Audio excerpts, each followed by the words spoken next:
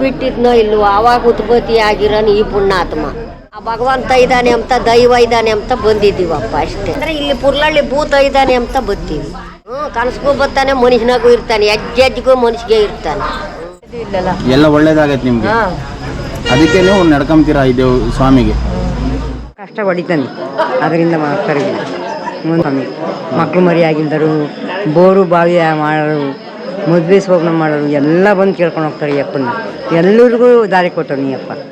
ತಿಳಿಸಿ ನನ್ನ ಮಗ್ಗೆ ಬರೋದು ಈ ಅಪ್ಪನೇ ಹೊಡೆದ. ಚಿಕ್ಕ ವಯಸ್ಸಿನಾಗೆ ನೀವು 3 ವರ್ಷ ಮಾತ್ರ ನಿಲ್ಲಿಸ್ಬೇಕು ಅಂತ ಹೇಳಿದ್ರು ಡಾಕ್ಟ್ರು. ಕರ್ಕೊಂಡು ಹೋದ್ವಿ, ತಿರ್ಗಾ ವರ್ಷ ಬೆಳಗ್ಗೆನೇ ಬಂದ್ವಿ ಇಲ್ಲಿಗೆ.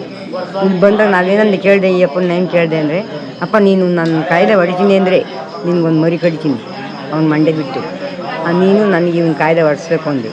ಆವಾಗ ಹೊಡೆದು ಓತು ಕಾಯಿಲೆ ನಾನು ಮರಿ ಹೊಡೆದು ವರ್ಷ ಬಂದು ಹಿಂಗೆ ಪೂಜೆ ಮಾಡಿಸ್ಕೊಂಡು ಹೋಗ್ತೀನಿ.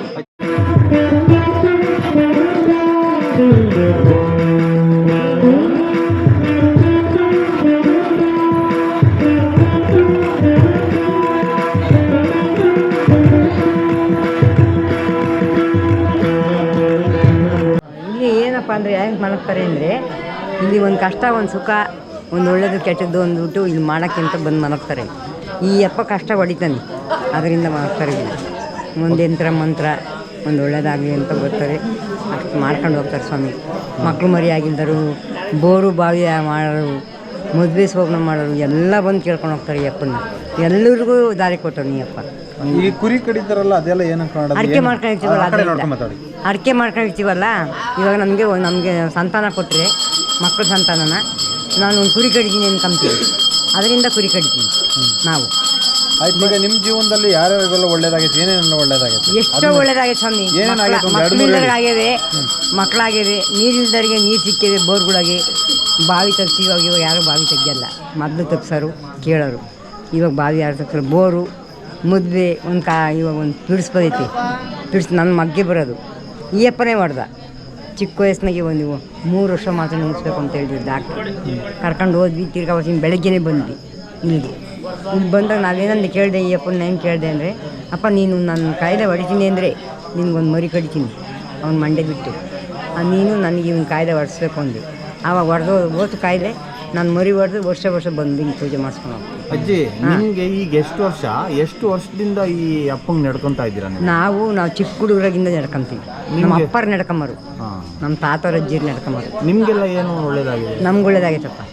ನಮ್ಮ ಮಗನ ಕಾಯಿಲೆ ಹೊಡಿತು, ನಮಗೂ ಬೋರು ಬಾವಿ, ಮಕ್ಕಳು ಮರಿ, ಮದುವೆ ಶೋಭನ ಯಾವುದು ಅದೆಲ್ಲನೂ ಒಳ್ಳೇದಾಗಿತ್ತು. ಮಲಗೋದು ಅದರಿಂದಲೇ ಮಲಗೋದು, ಅರಿಕೆಯಿಂದಲೇ ಮಲಗೋದು.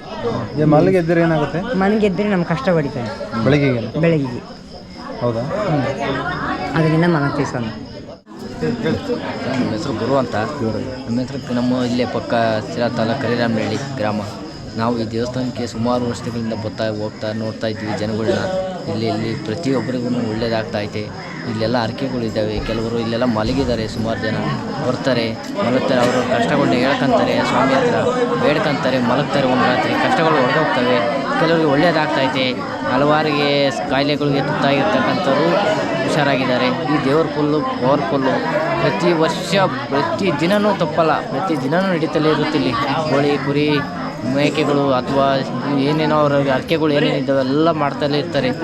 ನಿತ್ಯ ನಡೀತಾನೆ ಇರ್ತವೆ. ಇಲ್ಲಿ ಪ್ರತಿಯೊಬ್ಬರು ಬಂದು ಪೂಜೆ ಪುರಸ್ಕಾರಗಳು ಮಾಡ್ಕೊಂಡು ಹೋಗ್ತಾ ಇರ್ತಾರೆ. ಇಲ್ಲಿ ಭಾಳ ವಿಶೇಷವಾಗಿದೆ ಈ ಕ್ಷೇತ್ರ.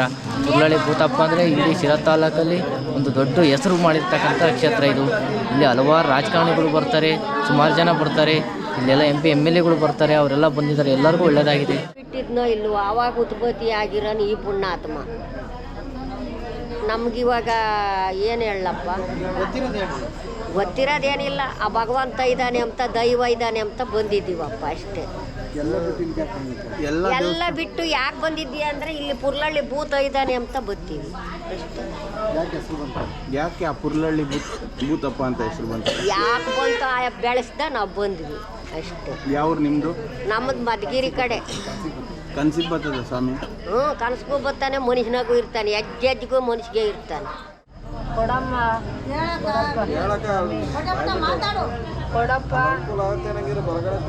ನನಗೆ ಅಲ್ಲಿಗೆ ಆಗುತ್ತೆ ನಂಗಿದ್ರೆ ಬಲ್ಗಡಿಗೆ ಕೊಡು. 4 ಕಾಲಿನ ಬೇಟೆ ತಂದು ಮಾಡ್ಕೊಂಡು ಹೋಗ್ತೀನಿ.